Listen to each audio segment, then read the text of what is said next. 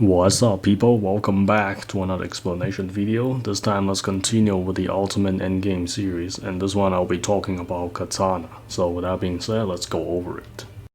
Okay, so let me go over the notes as usual for people that didn't watch the previous videos.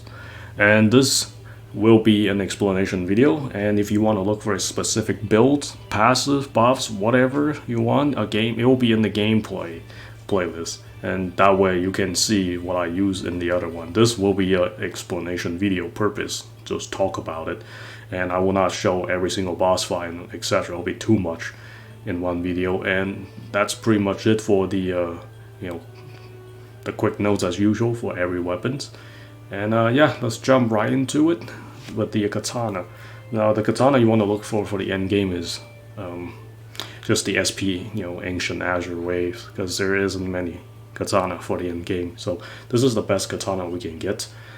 And yeah, and the ones you want to look for are extremely high strength and agility dex. You can get whatever you can, so it's not a big deal, but Katana mainly just strength and agility is what's important, plus the attack. Now the other thing is that the passive is really hard to get the passive and the high stats for me, so I'm not worried too much about the passive. But if you can pick up the passive, it will certainly help good at quite a bit, because especially when you're doing the arenas or Bercoli's fight, whatever, and it will certainly helps. And let's move on to the accessories and the customization. Obviously there'll be good amount of accessory you can use as usual. For me, I like to use anything with a strength and agility. So the SP Light J boots, of course, and the recollection jewel, because that was the best accessory you can have besides the unrivaled stuff. And other than that, you can use the other boots that has agility built in as well. If you don't have the SP Light J boot, you can use anything with XT and whatever, as long as you can get the agility percentage. So it'll be fine for Sanka. I normally put strength, because strength always increase attack, so if you can get strength and agility at the same time, that would be perfect, honestly, because it will help a lot more damage.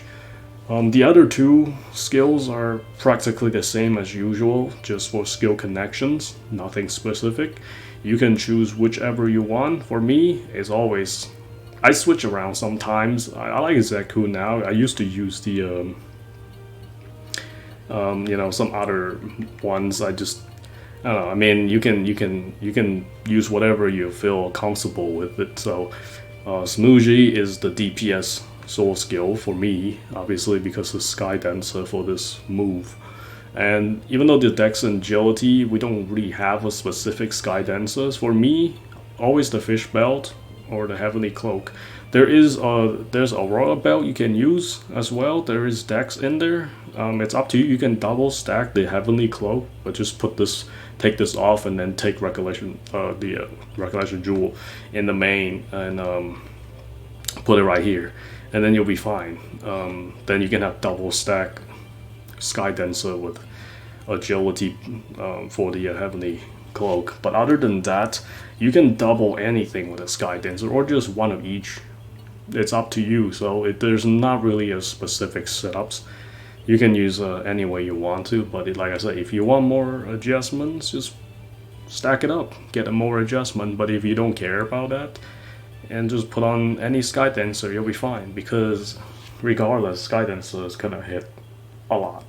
So with or without the matching adjustments, that's just how OP that passive is. And other than that, Hyogi, just for my last DPS skill, I use a Smoothie and Hyogi, like for the DPS. I don't use Sanka. I just use it to get to 4-4 or 3-3. In this case, I use 3-3, but you can use 4-4 if you want to. But 4-4, you have to put on a passive. Here, somewhere just switch out, put a skill connection passive on. But for me, 3-3 is already overkill. A lot of time, 3-3 is already overkill. If you want to use 4 or 5, whatever, go for it. It doesn't matter too much. So basically, I just use this setups. And Hyogi is the same as Sanka, so it's not going to be that much differences, because sometimes when you have strength and agility, you might as well just put in the same setup, so it doesn't make that much differences. Other than that, Katana is quite straightforward in the end game. You just have to get a little bit used to that delay whenever you use Katana, because other than that, like when you do like a quick step or whatever, just make sure you do it at the right time, because that's one thing I was talking about with Katana is the animation that really slows down a lot of boss fights. If you don't time it right, you will most likely miss the timing, and it's kind of annoying because Katana is very slow, even at 100% speed. So yeah, other than that, that's pretty much it for the setup customization for the Katanas. And for the items, always food. I mean, at this point, I'm just gonna like the food for the strength food. I mean, not food, but that's about it. And then record is the same. Just Prodigy, uptight. Not much needs to be changed. But if you want to change it, feel free to. That's pretty much it for the Katana. It's very, very fun weapon at the end game, and yeah, and especially when you can use the Sky Dancer as well. Pretty much anything with Sky Dancer is pretty OP, and yeah, and that's pretty much it for the Katana setup and explanation. And yeah, I hope you guys enjoyed. Until next time.